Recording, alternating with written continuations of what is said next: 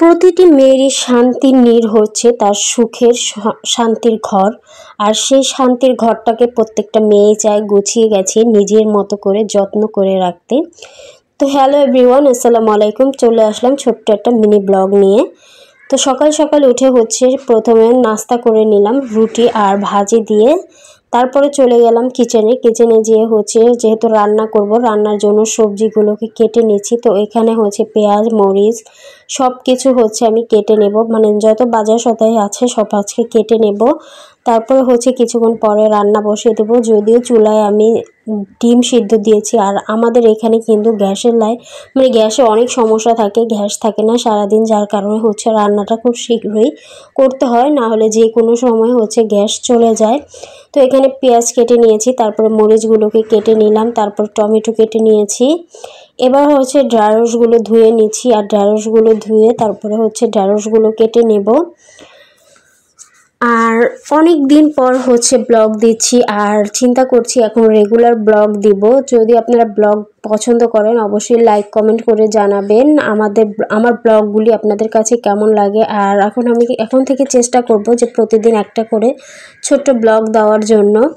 তো এগুলি ঢ্যাঁড়সগুলো কিন্তু কাটা শেষ। ঢ্যাঁড়স কাটার পর এবার শিম কেটে নিচ্ছি। আজকে সিম দিয়ে আলু দিয়ে তারপর চিংড়ি মাছ দিয়ে রান্না করব। সিম কাটা শেষ, এবার কেটে নিচ্ছি আলু। আর এখনও যেহেতু বাজারে নতুন আলু আসেনি, যার কারণে পুরান আলুগুলো কেটে নিচ্ছি। আর পুরান আলুগুলো খেতে এখন একদমই মিষ্টি হয়ে গেছে, খেতে ইচ্ছে করে না, তারপরেও কিছু করার নেই, খেতে হবে। তো আলুগুলো আমি লম্বা লম্বা করে কেটে নিচ্ছি। আর এভাবে তো সিম আলু দিয়ে তরকারি রান্না করলে কিন্তু সেই তরকারিটা বাসি হলেও আমার কাছে মজা লাগে। যেহেতু এখন শীত শীত একটা ভাব চলে এসেছে, মানে শীত অনেক অঞ্চলে শীত পড়ে গেছে, আর গ্রাম অঞ্চলে শুনেছি শীত নাকি পড়ে গেছে। তো এর জন্য শীতকালে যে কোনো সবজি রান্না করি না কেন সেটা বাসি হলে খেতে ভীষণ মজা লাগে। তো এদিকে আমি যেহেতু আমার ছোট্ট একটা ছেলে আছে তার জন্য খাবার বানাবো, তো খাবারের জন্য এখানে সিম আলু তারপরে গাজর এগুলো কেটে নিলাম। আর এদিকে চিংড়ি মাছগুলো ভিজিয়ে নিয়েছিলাম, তারপর এখন চিংড়ি মাছগুলোকে বেছে নিচ্ছি। সব সবজিগুলো এবার এক এক করে ধুয়ে নিচ্ছি কাটাকাটি শেষে। আর আপনাদের কাছে কেমন লাগে আমার মিনি ব্লগগুলি অবশ্যই কিন্তু কমেন্ট বক্সে কমেন্ট করে জানাতে একদমই ভুলবেন না। আর আমি চেষ্টা করব এখন থেকে প্রতিদিন একটা করে মিনি ব্লগ দেওয়ার জন্য।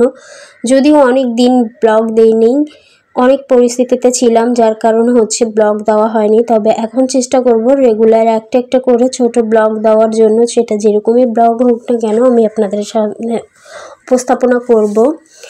তো এখানে গিয়ে সবজিগুলো ধুয়ে নিলাম, তারপরে গিয়ে আমার ছেলের যে শিম আলু এগুলো কেটে রেখেছিলাম সেগুলো ধুয়ে নিয়েছি। ধুয়ে সব কিছু রেডি করে রেখে দেব, যখন গ্যাস বাড়বে তখন আমি রান্না করতে চলে আসব। তো এদিকে সব কিছু রেডি করে চলে আসলাম সকালের বিছানাটা গোছাতে। এখনও সকালের বিছানা গোছানো হয়নি, তো এখন সকালের বিছানাটাকে গুছিয়ে নেব। আর সারাদিন বাসা একা থাকি, তাই গ্যাসও থাকে না চুলায়, তাই চিন্তা করি যে আস্তে ধীরে সব কাজগুলো করব। আর আমার ছেলে সারাদিন সে তার মতো করে খেলাধুলা নিয়ে ব্যস্ত থাকে, আর আমি আমার মতো ফোন টিপাটিপি নিয়ে ব্যস্ত থাকি। তো এর জন্য চিন্তা করলাম যে না, এখন সকাল সকাল উঠে কাজগুলো শেষ করে ফেললে সেটা আমার জন্যই ভালো হবে, যার কারণে বিছানাপাটি গোছাতে চলে আসলাম। আর অন্যদিকে তো দেখলেনই সব কিছু কাটাকুটি করে ফেলেছে। যখন গ্যাস চলে আসবে তখন আমি রান্নাটা বসিয়ে দেব। তো এখন বিছানাপাটি গুছিয়ে নিচ্ছি। আর এখন বেলা বাজে 11:30। 11:30 মানে গিয়ে মধ্য দুপুর। অলরেডি মধ্য দুপুর হয়ে গেছে, কিন্তু আমাদের এখানে গ্যাস নেই। তো আপনারা কে কোথা থেকে আমার এই ব্লগ ভিডিওটি দেখছেন অবশ্যই কমেন্ট বক্সে কমেন্ট করে জানাবেন। আর আমার ব্লগগুলো আপনাদের কাছে কেমন লাগে সেটাও কিন্তু একদমই জানাতে ভুলবেন না। তো বিছানা গোছানো শেষ, এবার চাদর টাদর টেনে তারপরে ঝেড়ে টেনে নেব। তো এই তো আমার বিছানা গোছানো হয়ে গেছে। শীতকালে কাজ করতে কিন্তু একটু অলসতা লাগে, তাই না? যখন শীতকালে কাজ করি না কেন আমার ইচ্ছেই করে না যে কম্বলের নিচ থেকে উঠি। যদিও এখনও এখানে পুরোপুরি শীত পড়েনি, তারপরও আলসেমি লাগে, তারপরও মানে আলসেমির ছাড়া নেই। তারপরেও কিছু করার নেই, যেহেতু নিজের সংসার, আর নিজের সংসারে যখন খুশি তখন কাজ করা যায়, কেউ ডাকাডাকি করার নেই। তাই সব কাজগুলো একটু ধীরে স্থিরে করি, মানে একটু আস্তে ধীরেই করার চেষ্টা করি।